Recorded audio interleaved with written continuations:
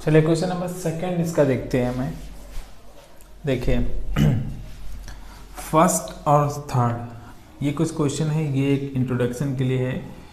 इसको अगर आपने समझ लिया क्वेश्चन सेकंड या क्वेश्चन फोर्थ आप बेसिकली बिल्कुल सिंपल तरीके से लगा सकते हैं।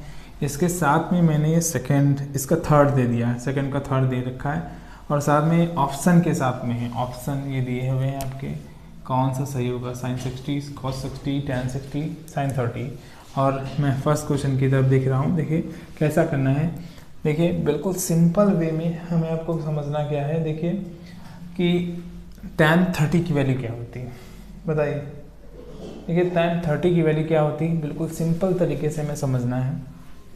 देखिए tan 30, देखिए मैं इसको सॉल्व करता हूँ। देखिए 2 हुआ, इनटू लगा हुआ है, एक नंबर और एक ट्रिग्नोमेट्रिक फंक्शन के बीच में मल्टीप्लाई साइन रहता है। ओके, tan 30 की वैल्यू क्या होती है, 1/√3। Is that clear.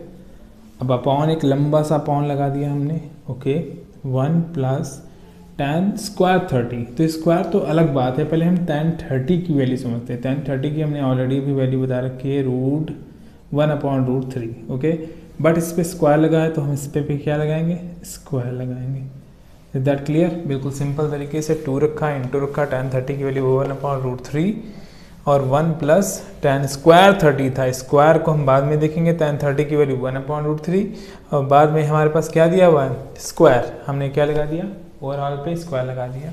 अब देखते हैं न्यूमरेटर की न्यूमरेटर से मल्टी हो गए, 2 × 2 हुआ, अपॉन √3, ये √3 हो गया। ओके, 1 हमने की अपॉन लगाया, एक लंबी लाइन खींची, 1 प्लस 1 का स्क्वायर क्या होगा 1 और √3 का स्क्वायर मैंने बताया था, √3 टू √3 मीन्स 3, रूट हट जाता है। अब देखते हैं, ये तो न्यूमरेटर अपॉन डिनोमिनेटर में कंप्लीट फिक्स है, लेकिन ये न्यूमरेटर अपॉन डिनोमिनेटर में कंप्लीट फिक्स नहीं, मतलब इसे कंबाइन करना पड़ेगा। किसी भी चीज़ में न्यूमरेटर में है तो हमें क्या करना है, इसे कंप्लीटली कंबाइन करना है। चलिए देखिए कंबाइन कैसे करते हैं, रिलेस के अपॉन में 1 लगाते हैं क्योंकि इसके अपॉन में कुछ नहीं था। तो देखिए क्या है, हमने 2/√3 ये जैसे था वैसे लगा दिया। 103 का एलसीएम जो आएगा 103 का 3 आएगा।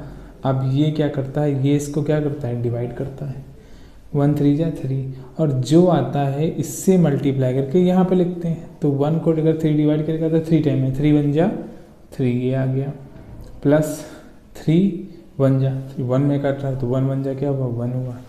Is that clear.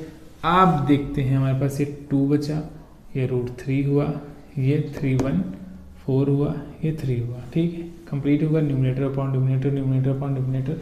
अब ऐसी सिचुएशन में स्टूडेंट क्या करता है, बिल्कुल सिंपल तरीके से सबसे नीचे वाले की मल्टीप्लाई सबसे ऊपर कर दीजिए। ओके, और फिर बीच वालों की आपस में कर दीजिए मल्टीप्लाई। अब देखिए √3 की मल्टीप्लाई हम किससे करते हैं, 2 से, तो 2 इंटू क्या हुआ 3। ओके, इसकी से मल्टीप्लाई करते हैं तो √3 एग्जैक्ट रख लो और 4, क्योंकि मल्टीप्लाई कुछ बच्चों में प्रॉब्लम है कि 4 3 या 12 कर देते हैं, एग्जैक्ट है ही नहीं, कैसे नहीं हो सकता, वो रूट में है, वो सिंगल फ्री है। मैं करता हूँ, देखिए क्या करता हूँ, √2 1 जा 2, 2 2 जा 4।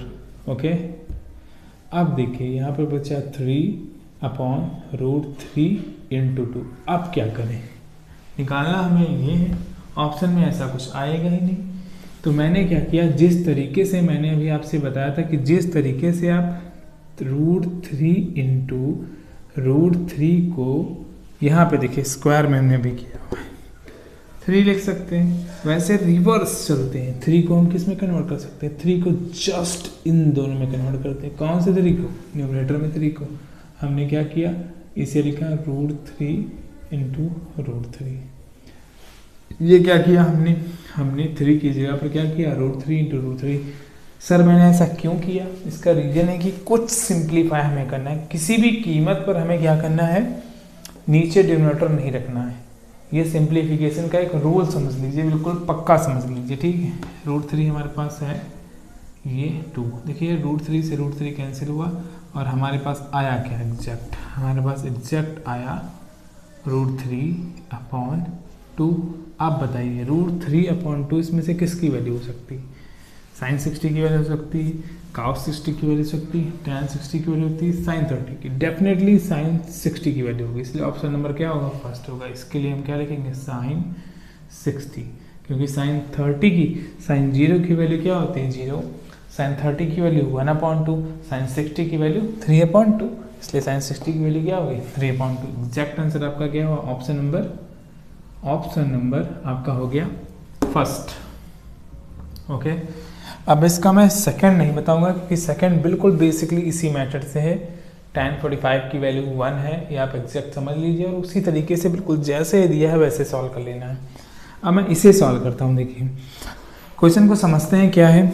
Sign 2a is equal to sine 2 sine A is true when a is equal to, आखिरकार कहने का मतलब ये है कि ये दोनों इक्वल कब होंगे, जब हम a की वैल्यू को क्या रखें 0 रखें तब इक्वल होंगे, या जब हम a की वैल्यू को 30 रखें तब इक्वल होंगे, या a की वैल्यू को 45 डिग्री रखें या a की वैल्यू को 60 डिग्री रखें। तो मैंने कहा कुछ नहीं, इससे मतलब है सीधे तरीके से हम ऑप्शन में, इसमें कोई टेक्निक नहीं है, सीधे ऑप्शन देखिए। अब ऑप्शन में मैं देखता हूँ, हालांकि एग्जैक्ट आंसर तो पहला ही है, लेकिन मैं इसको थर्ड दिखाता हूँ। पहले देखिए 30 से है कि नहीं है। ऑप्शन तो फर्स्ट है, चलिए मैं दिखा भी देता हूँ, सॉल्व करके भी दिखा देता हूँ कि ऑप्शन फर्स्ट 0 डिग्री कैसे होगा। देखिए क्या हुआ, साइन 2 इंटू ए की वैल्यू हमने क्या लेट कर ली 0। देखिए ऐसे क्वेश्चंस में आपको हमेशा देना चाहिए ऑप्शन। ऑप्शन की वैल्यूज़ को आप सारी रख दीजिए, जिससे इक्वल करे, जिससे वेरी करे, वो सिंपल तरीके से क्या हो गया, वो आपका एग्जैक्ट आंसर हो जाएगा। तो a की वैल्यू हमने क्या रखी 0 डिग्री रखी, यहाँ पे दिया गया है when a is equal to 0 degree, तो हमने रख लेते हैं a की वैल्यू क्या होगी 0 degree. Okay, plus into 2 sine, फिर a की वैल्यू को हमने क्या कर दिया 0 डिग्री।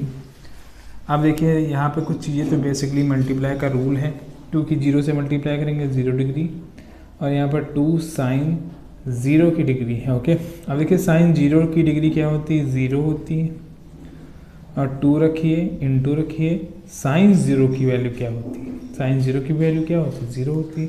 अब 0 हुआ, इधर 2 की 0 से करेंगे 0 करेंगे, मतलब ये दोनों क्या आ रहे हैं 0। अब ऐसी सिचुएशन में ये क्या है ऑप्शन नंबर फर्स्ट है।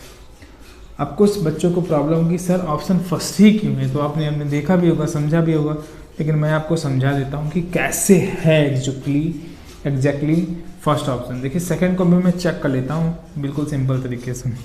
हमारे पास एक क्वेश्चन दी गई है साइन 2a, तो 2 आप ऐसे रखिए इंटू a की वैल्यू को हम रखते हैं 30 डिग्री रख दिया हमने, is equal to 2 sine, okay, a की वैल्यू एग्जैक्ट हमने 30 मानी हुई है 30 रख दिया। देखिए साइन ये रखा, अब मल्टीप्लाई का तो रूल है बिल्कुल मल्टीप्लाई करो। इस देखिए एंगल में जब बिल्कुल सिंपल तरीके से अगर अंदर ही डिवाइड मल्टीप्लाई का मेथड है तो वो तो आप मल्टीप्लाई करेंगे, लेकिन अब आगे कोई दिया हुआ तो मल्टीप्लाई नहीं कर सकते। अब सोचिए कि इस 2 की मल्टीप्लाई हम 30 से कर दें तो थोड़ा होगा, बिल्कुल नहीं होगा, बिल्कुल नहीं हो सकता, ठीक है।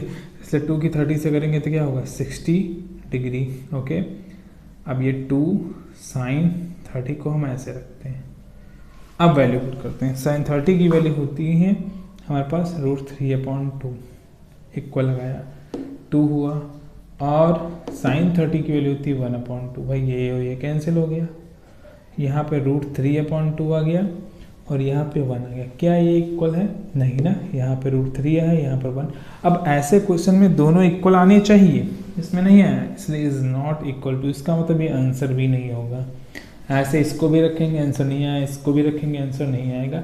और definitely I am sure that अगर आपको ये 2 क्वेश्चन समझ में आ गए होंगे, आपको इस पार्ट के सारे क्वेश्चन हैं, तब क्वेश्चन नंबर 2 के आई थिंक 4-5 पार्ट्स हैं, MCQ हैं, और इसमें से कुछ इंपॉर्टेंट क्वेश्चंस आते भी हैं बोर्ड में। डेफिनेटली आप इजीली कर पाएंगे अगर आपने 2 क्वेश्चन को समझ लिया है। Thank you.